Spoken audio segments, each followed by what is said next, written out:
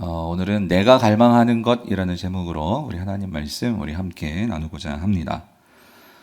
아마 성도님들 이 버킷리스트라는 단어를 아마 들어보셨을 거예요. 버킷리스트. 예, 그 뜻은 그러니까 죽기 전에 내가 꼭 해야 할 일이나 하고 싶은 일들을 이렇게 적어 보는 거, 그것을 버킷리스트라고 합니다. 혹시 여러분들도 해보셨나요? 예.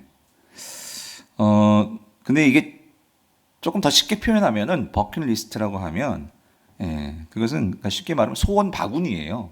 그래서 만약에 이렇게 바구니가 있다면, 이게 소원 바구니라면 여러분이 소원하는 것들을 막 이렇게 넣어놓는 거죠. 근데 그게 이제 쉽게 말해서 버킷리스트인데, 만약에 여러분들에게 이런 소원 바구니가 있다면, 여러분이 그 안에서 가장 바라시고 가장 원하시는 것은 뭘 것 같으세요? 좀 오래된 영화예요. 그 화면에 보시면 2007년에 개봉한 영화인데 영화 제목 자체가 버킷리스트예요. 이 영화는 그 줄거리는 이래요. 그 시한부 선고를 받은 이 두 할아버지 이야기예요. 근데 이 두 할아버지들이 한 병실에서 만났어요. 근데 한 분은 되게 가난한 분이시고, 뭐 가난하기보다는 그냥 평범한 분이시고, 한 분은 엄청나게 부자시고, 아무튼 그 두 분이 만나는데, 이 두 할아버지가 이제 시한부 삶을 살면서 이제 버킷리스트를 작성을 하는 거예요. 그래가지고 이 두 할아버지가 이제 서로 같이 이제 그것을 서로 도와주면서 이렇게 하나씩 하나씩 그 버킷리스트를 그 이루어가는 이야기가 이 영화인데요. 그 영화를 보면 그 리스트 하나 하나가 뭐냐면 뭐 이런 거예요. 할아버지들인데 스카이 다이빙 하는 거, 비행기에서 떨어지는 거 있잖아요. 그거를 하고 또 할아버지들인데 막 그 스포츠카를 막 운전을 하고 그리고 또 이 북극을 찾아가 보고 그리고 그 프랑스 최고급 레스토랑에서 이 저녁 식사를 두 할아버지가 하고 또 그 인도의 이 타지마할 또 중국의 만리장성 또 아프리카의 이런 사파리 여행을 가고 그러니까 보면은 두 분이 시한부 인생을 사는 사람 같지 않아요. 어떤 면에서 우리가 또 막 부럽기도 하고요. 그렇게 사는 삶이요. 그런 모습들을 보여줍니다. 그런데 영화의 후반부로 갈수록 이 할아버지들이 진짜 인생에서 중요한 버킷리스트들을 발견해 가는 거예요. 근데 그 가운데 한 가지가 뭐냐면 이분들이 죽기 전에 정말 했어야 하는 하기를 바라는 그 버킷리스트가 뭐냐면 딸과의 화해였어요. 그러니까 그 인생 최고의 버킷리스트가 뭐냐 깨닫는 거죠. 가족 간의 사랑이더라는 거예요. 그리고 진짜 마지막으로 영화에서 보여주는 이 버킷리스트가 있는데 그건 뭐냐면 이 할아버지들이 다 돌아갔어요. 죽으세요. 근데 이제 그 유골함을 가지고 어떤 사람이 히말라야 산맥에 이렇게 이르게 돼요. 그러면서 거기서 한 가지 더 버킷리스트가 지워지는데 그게 뭐냐면 그러니까 정말 장엄한 것을 목격하기예요. 장엄한 거. 그러니까 이분들이 결국은 죽어서야 이제 그 장엄한 것을 목격하게 된다는 그런 의미인데 그 의미가 뭐냐면 이런 거죠. 그러니까 장엄한 것이 뭘까요? 이 세상에 가장 장엄한 것, 물론 거기서는 히말라야 산맥의 그 엄청난 자연의 모습이지만 거기서 전하고 싶은 것은 뭐냐면 그러니까 신에 대한 경이죠. 이거를 이분들이 이제 버킷리스트로 정하고 이거를 이제 이루게 되는 뭐 그런 영화예요. 성도님들, 여러분들의 버킷리스트는 뭐가 적혀질 것 같으십니까? 그런데 여러분, 이 버킷리스트가요, 우리가 또 흔히 이렇게 위시리스트라는 걸 해요. 뭐냐면 희망사항이죠. 근데 그냥 이런 희망사항 말고 이 버킷리스트는 그 우리가 정말 진지하게, 그러니까 죽음을 앞두고 그 죽음 앞에서 적어 내려가는 것이 사실 이게 버킷리스트거든요.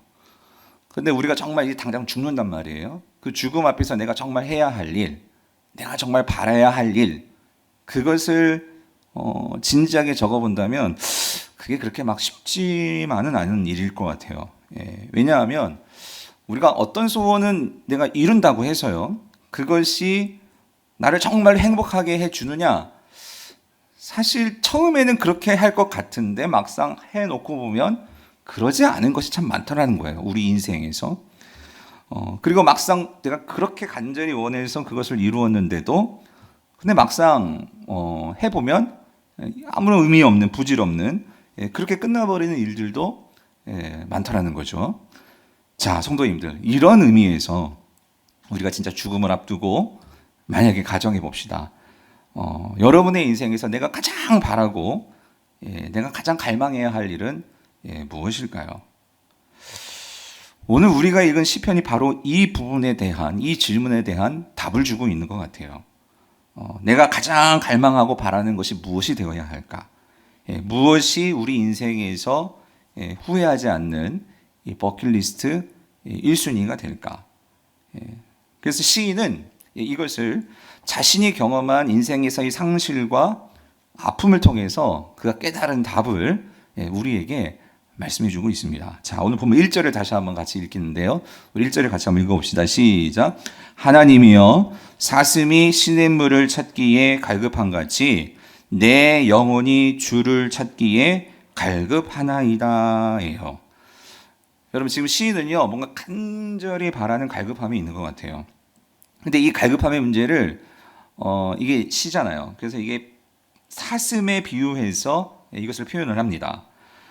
시인은 아마 그 오랜 가뭄에 그 모든 시냇물들이 다 말라버린 상황에서 이 물을 찾기 위해서 막 헐떡거리면서 방황하는 이 애처로운 그 안타까운 이 사슴의 모습을 본 경험이 있는 것 같아요.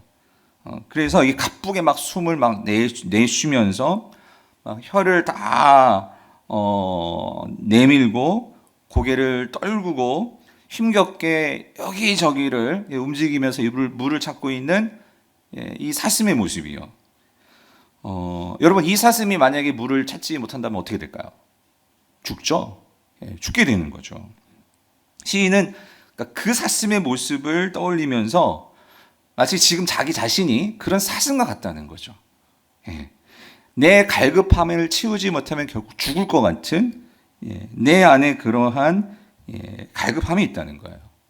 성도님들, 이 시인이 이렇게 갈급하게 찾고 있는 그것이 무엇일까요? 그것은 바로 하나님입니다.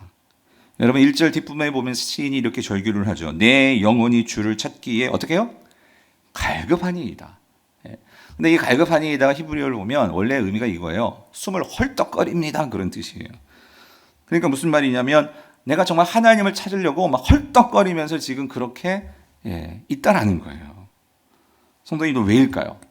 왜 시인이 이토록 막 숨을 헐떡거리면서 이 하나님을 찾고 있는 것일까요? 그것은 지금 시인이 처하고 있는 이 암담한 상황 때문이에요. 오늘 시인은요, 이런 암담한 상황을 통해서, 절박한 상황을 통해서 그는 분명히 깨달았다는 거예요. 하나님을요. 그렇다면 여러분, 오늘 이 처한 이 시인의 상황이 어떤 상황이길래 그는 이렇게 간절히 하나님을 찾는 것일까요? 시편 안에는, 오늘 보면 시편 안에는 정확하게 그것이 무엇이다라고 우리에게 말해주고 있지 않아요. 근데 우리가 2절부터 4절의 내용을 통해서 유추해 보면 지금 시인이 처한 상황은요, 바벨론의 포로로 끌려가 있는 상황이더라는 거예요. 포로의 신분이 되어서 아무런 꿈도 소망도 가질 수 없는 그런 암담한 상황이요. 더 힘든 것은 여러분, 불확실한 미래 때문에 삶이 안정될 수가 없는 거죠. 지금 시인이 바로 그런 상황에 처해 있는 거예요. 그래서 여러분 3절을 다시 한번 볼게요. 3절. 우리 3절을 같이 보겠습니다. 시작. 사람들이 종일 내게 하는 말이 내 하나님이 어디 있느뇨 하오니 내 눈물이 주야로 내 음식이 되었도다요. 여러분 여기서 사람들은 물론 이게 바벨론 사람이라고 말하진 않지만 그러니까 하나님을 믿지 않는 사람들이죠. 그런데 이 사람들은 결국 하나님을 믿지 않는 바벨론 사람들일 거예요. 그들이 이 시인을 지금 조롱하는 거예요. 뭐라고 조롱하냐면 이런 거죠. 야, 네가 하나님을 믿는다며. 그렇다면 하나님이 계시다면 어떻게 너를 이렇게 포로의 신분으로 그냥 놔줄 수가 있느냐는 거예요. 하나님이 계시다면 너희들이 그렇게 바라고 원하는 여호와 하나님이 계시다면 아니 너를 보호해 주셔야지. 아니 어떻게 너에게 이렇게 부와 힘을 주시지도 못한 그런 하나님을 너희들이 믿냐라고 지금 이 사람들이 조롱을 하고 있는 거예요. 그런데 여러분 이런 조롱을 당하면서도 이 시인은 아무런 반박도 못해요. 저항도 할 수 없어요. 왜죠? 포로니까. 그리고 어디로 끌려가 있어요? 바벨론의 지금 포로로 끌려와 있으니까. 그런데 이 시인이 바벨론에서 정말 보게 되는 것은요, 예, 그가 이스라엘에 있을 때 보지 못했던 엄청난 그런 신전들, 그리고 엄청난 이 바벨론의 이 힘들, 돈들, 이런 큰 힘을 보니까 눈으로 보기에는 정말 바벨론이 크거든요. 그 신들이 커 보이거든요. 이런 상황 속에서 이 시인은 밤낮 이런 조롱과 눈에 보이는 이러한 크고 이 강한 힘의 압도, 이 눌리면서 할 수 있는 건 뭐죠? 이거예요. 내 눈물이 주야로 뭐래요? 내 음식이 되었도다. 하염없이 눈물을 흘리면서 하루하루 그 눈물을 음식처럼 먹으면서 그냥 하루하루를 보내고 있는 거예요. 사랑하는 성도님들, 만약에 여러분들이 지금 이 시인이라고 생각해 보세요. 그렇다면 여러분들이 지금 이 상황 속에서 무엇을 바라시겠어요? 여러분, 무엇을 원하시겠어요? 모든 것이 꽉 막혀 있고 단절되어 있는 상황, 결핍된 상황. 그러니까 요즘 우리들의 상황이 그렇지 않아요? 다 모든 것이 단절되어 있고 장사도 안 되고 모든 돈 나오는 구멍도 없고 뭐 이런 답답한 상황. 여러분, 이런 상황이라면 여러분이 뭘 바라고 뭘 갈망하시겠어요? 아마 대부분의 사람들은 이거 아니겠어요? 빨리 이 상황이 풀리는 거, 그렇죠? 이 문제가 해결되는 거, 이 힘든 상황 속에서 내가 벗어나는 거, 아마 이걸 갈망할 거예요. 당연하겠죠? 근데 제가 오늘 본문을 보면서 이상한 것은 뭐냐면 이 시인이 좀 다른 거예요. 이 시인이. 무슨 말이냐면 오늘 이 시인을 주목하는데 아주 중요한 한 가지 점을 발견했어요. 그것은 뭐냐면 오늘 시인은요, 이런 상황에서 그는 뭘 바라냐면 내가 정말로 이 힘든 상황에서 모든 것이 바뀌어지는 거, 그거를 바라는 것이 아니고 모든 것이 낯설고 모든 것이 두렵고 그런 상황인데 이런 상황 속에서 시인이 정말 깨닫게 되고 새롭게 보게 된 것이 있는데 그게 뭐냐면 먼저는 그게 예배더라는 거예요. 예배예요. 여러분 오늘 보면 4절을 보세요. 4절을 같이 한번 읽어볼게요. 같이 읽겠습니다. 시작. 내가 전에 성의를 지키는 무리와 동행하여 기쁨과 감사의 소리를 내며 그들을 하나님의 집으로 인도하였더니 이제 이 일을 기억하고 내 마음이 어때요? 상하는도다요. 지금 시인이 이렇게 조롱을 당하고 이렇게 답답하고 힘든 현실 속에서 그가 제일 먼저 기억이 나고 제일 먼저 그리워하고 있는 것이 뭐냐면 뭐예요? 예배더라는 거예요. 예배예요. 내가 이스라엘에 있을 때 참여했던 내 동료들과 내 가족들과 함께 참여했던 그 예배를 지금 이 시인이 뭐하고 있어요? 그리워하고 있다는 거예요. 어쩌면 시인은요, 그 이스라엘에서 예배할 때는, 그러니까 이스라엘 남자들은 매년 3번은 반드시 예루살렘 성전에 올라가야 돼요. 이건 의무예요, 의무. 아마 당연하게 예배하는 것을 생각하고 있었을지도 모르겠어요. 그러니까 어쩌면 그때는 그냥 의무적으로 하는 일이었죠. 그리고 당연히 해야 하는 일이죠. 그러니까 그때는 어떤 면에서는 그게 정말 큰 즐거움이고 큰 기쁨이고 이게 얼마나 행복한 일인지를 아마 막 절실하게 느끼지는 못했었던 것 같아요. 그런데 이 시인이 그 이스라엘을 떠나서 거기는 하나님의 성전이 없죠. 큰 그 바벨론의 신전, 낯선 신전들만 가득한 거예요. 그곳에서 예배를 하고 싶은데도 내가 들어가서 예배할 신전도 없고 성전도 없고 그런 곳에서 그에게 가장 큰 상실로 다가왔던 것은 어떤 내 상황이 좋고 이게 아니고요. 하나님을 만나는 자리인 이 예배에 대한 이 사모함이 생기더라는 거예요. 사랑하는 성도님들, 저는 많이 궁금해요. 뭐냐면 우리 성도님들이 지금 영상 예배를 드리는데 물론 이 자리에는 직접 나와서 예배 드리신 분 소수가 계시지만 우리 성도님들이 정말 예배를 사모하고 있을까? 우리가 함께 예배했던 이 자리요. 아니면 그냥 집에서 이렇게 예배하니까 혹시 이거 좋다고, 이거 편하다고, 그러시지는 않겠죠? 장로님들, 그러시지는 않겠죠?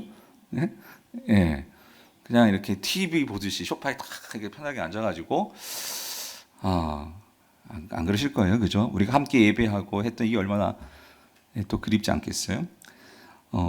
성도님들, 중요한 건 이거예요.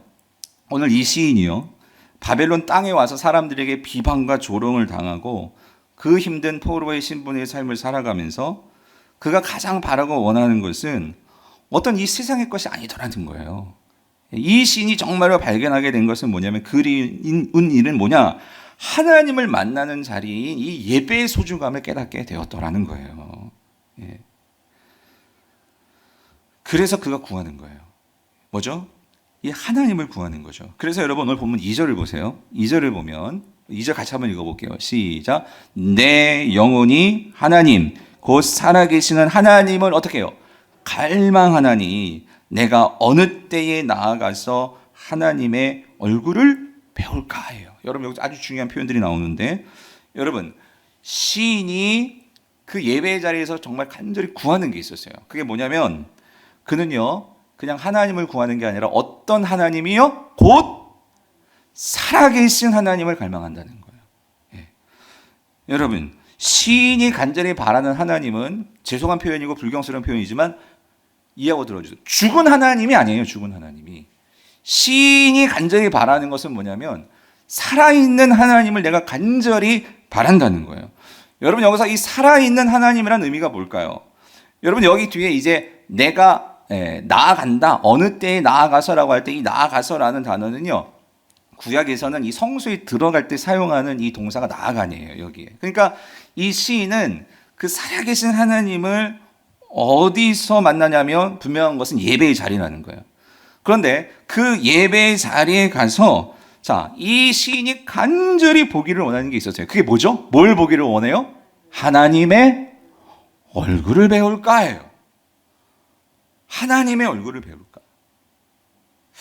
제가 이 본문을 여러 번 봤는데 이번 설교 준비하면서 특별히 이 부분을 정말로 제가 좀 충격이었어요. 뭐냐면 이 시인이 이 힘든 상황 속에서 하나님께 나아가는데, 그런데 하나님께 나아가서 이 시인이 구하는 게 뭐냐? 하나님 나에게 돈 주세요. 하나님 나에게 어떤 문제 해결을 주세요. 이게 아니고요. 이 시인이 힘든 상황 속에서 지금 가장 이 성도가 바라고 원하는 것은 뭐냐면 하나님의 얼굴을 보기를 원합니다. 이거를 구하고 있다는 거예요. 성도님들, 여러분은 어떠세요? 여러분 정말 힘들고 어려울 때 하나님께 나와서 예배의 자리에서 난 정말 하나님의 얼굴을 보기를 원해요. 이거를 구해봤던 적이 언제 있으신가요? 예. 그런데 여러분 생각해 보니까, 그런데 여러분 근데 하나님의 얼굴을 본다는 의미가 뭘까요? 여러분 하나님의 얼굴이 있으신가요? 근데 만약에 하나님의 얼굴이 있다면 사람이 정말 하나님의 얼굴을 볼 수 있을까요? 예. 여러분 사실 하나님은 영이시잖아요. 예.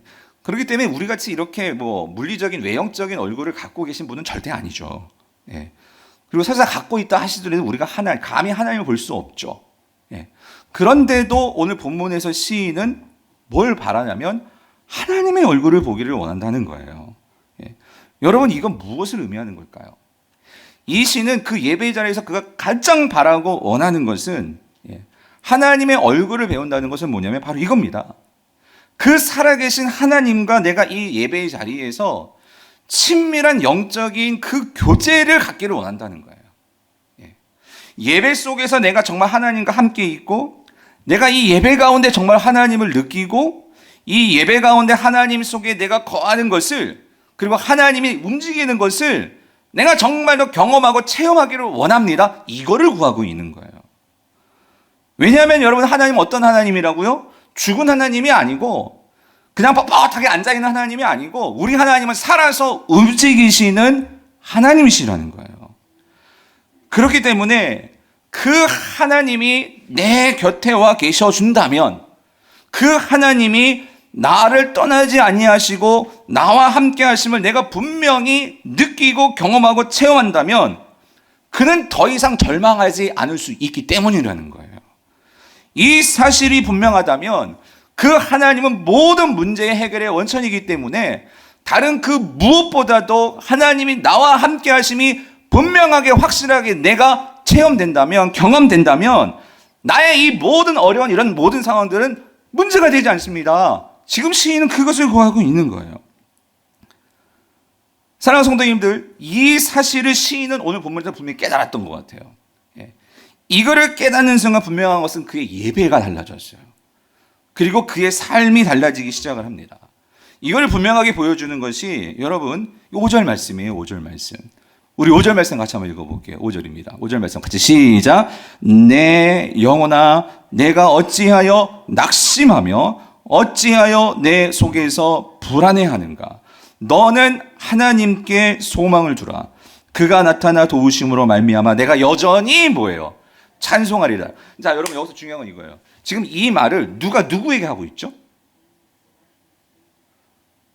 목사가 지금 성도에게 하는 말이에요? 그럼 누구예요? 하나님이 이 성도에게 하는 말이에요? 그럼 누구요? 내가 나에게 하는 거예요. 내가 나에게. 네. 무슨 말이냐면 여러분 이 시인이요 지금 자기 자신에게 설교를 하고 있는 거예요. 뭐 하고 있는 거예요? 예배하고 있는 거예요. 자신의 삶의 자리에서 뭐 하고 있냐면 자기가 하나님의 말씀을 자기 자신에게 선포하고 있는 거예요. 뭐라고? 너는 낙심하지 말고 불안해하지 말고 하나님께 소망을 둬라고 자기 자신에게 뭐예요? 말씀을 전하고 선포하고 있는 거예요.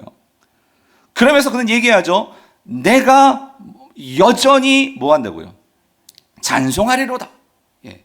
여러분 이 말이 뭐죠? 이 여전히라는 말은 뭐냐면 이거 중단 없이 계속해서 찬송하리로다 이 말. 하나님을 내가 예배하겠습니다 이 말이에요. 근데 여러분 중요한 포인트는 이거예요. 어디에서 이렇게 하겠단 말이에요? 어디에서? 이스라엘에 돌아가서? 그럼 어디에서? 지금 여기에서. 여러분 여기가 어디예요? 자기를 조롱하고 눈에 보기에는 그 세상의 그 힘과 그러한 세상의 신전이 가득한 바벨론 땅에서 나는 뭐 하겠다고요? 예배하겠다는 거예요. 나는 그 하나님이 나와 함께 하심을 나는 믿고 나는 어떤 상황이든지 어떤 형편이든지 그 하나님이 되기 때문에 나는 여기에서 예배합니다. 왜요? 그가 나타나 도우심으로 말미암아. 어디에서 나타나는 걸까요? 내가 있는 나의 삶이에요. 그 삶에 나타나 도우시기 때문에 나는 여전히 여기에서 뭐 하겠다고요? 예배하겠습니다. 여러분 시인이 이렇게 바뀌었어요. 어떤 면에서 시인은 예배를 사랑하는 자였을까? 모르겠어요. 근데 이 시인은 정말 이 바벨론의 포로로 끌려와서 그 힘든 삶을 통과하면서 정말 깨달은 게 뭐냐면 예배의 소중함이에요.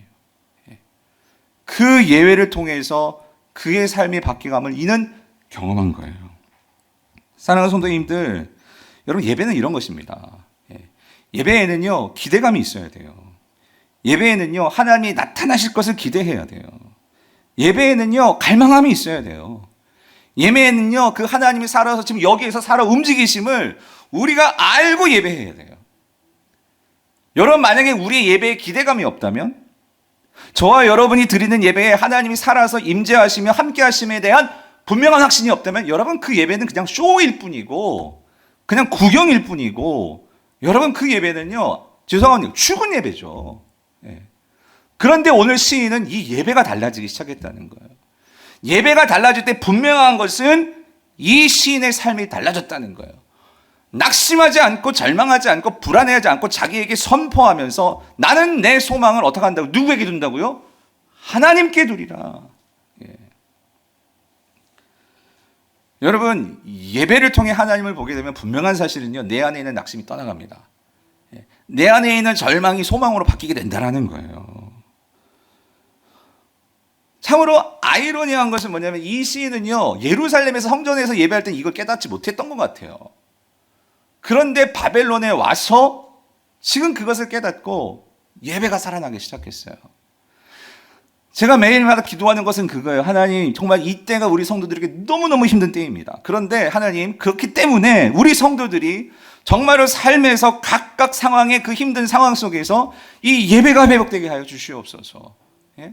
오늘 정말로 우리가 예배가 회복될 때 여러분 우리 상황에서 내가 뭘 갈망해야 될지 뭘 가장 바라야 될지가 분명하게 드러나게 된다는 거예요. 여러분 이런 예배 맛보고 싶지 않습니까? 하나님의 임재와 하나님이 나와 함께 하심이 분명히 느껴지고 체험되는 그런 예배예요. 근데 여러분 이거 조심하셔야 돼요. 여러분 우리 주변에는요 이 유사 상품들이 많아요. 유사 예배예요.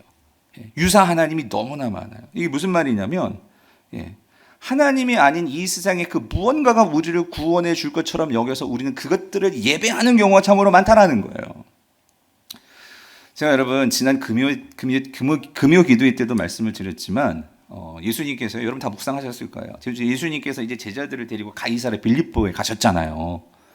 근데 제가 금요 기도회 때도 그 말씀을 드렸어요. 왜 예수님께서 이 제자들을 이제 본격적인 제자 훈련을 시키는 그 시점에서 왜 가이사랴 빌립보로 찾아가셨을까? 그곳은 이방인들이 많이 모여 있는 곳이거든요. 그런데 여러분 한 가지 제가 그날 오늘은 시간 관계상 금요 기도의 설교를 들어보시면 제가 사진도 보여드렸어요. 여러분 가이사랴 빌립보는 어떤 곳이죠?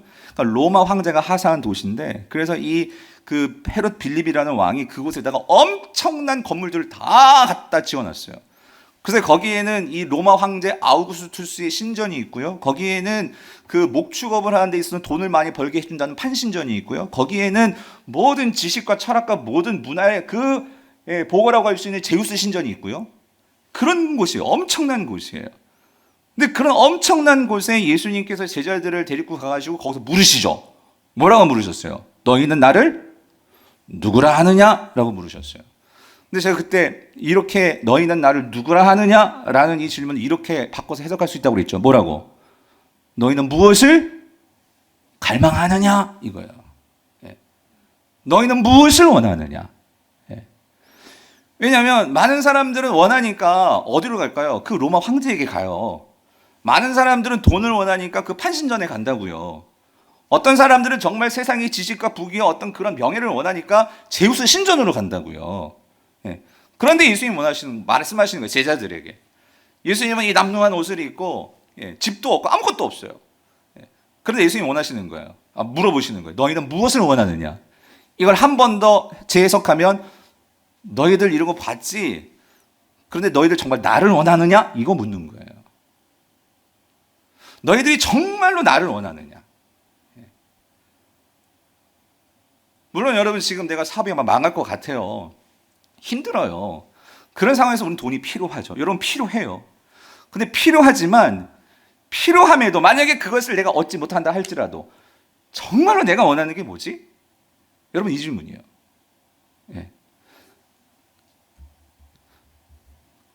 근데 그때 베드로가 뭐라고 얘기했다고요? 주는 뭐라고요? 그리스도신이다. 이 질문이 뭐예요? 이거예요. 주님, 눈에 보기에는 와 정말 대단하네요. 로마 황제 이 신전, 제우스 신전 정말 대단하네요. 그런데 주님, 나는 그거 필요 없고요. 주님이 필요합니다. 이거예요. 왜요? 주님만이 나의 유일한 뭐가 되시니까? 구원자가 되시기 때문에. 그 고백이 주는 그리스도신이다. 이 고백이라는 거예요. 그러니까 대단한 거죠. 이 고백이. 이걸 조금 더 제가 묵상하다 보니까 이런 비유가 생각났어요. 여러분 이런 거예요. 요즘 버전으로 바꾸면 이런 거. 예수님이 저 여러분들을 데리고 저기 노원에 있는 롯데백화점에 가신 거예요. 롯데백화점. 그래야 주님이 그러시네요. 얘들아, 내가 돈 많거든. 내가 너희를 뭐든 네가 원하는 거 다 사줄 수 있어.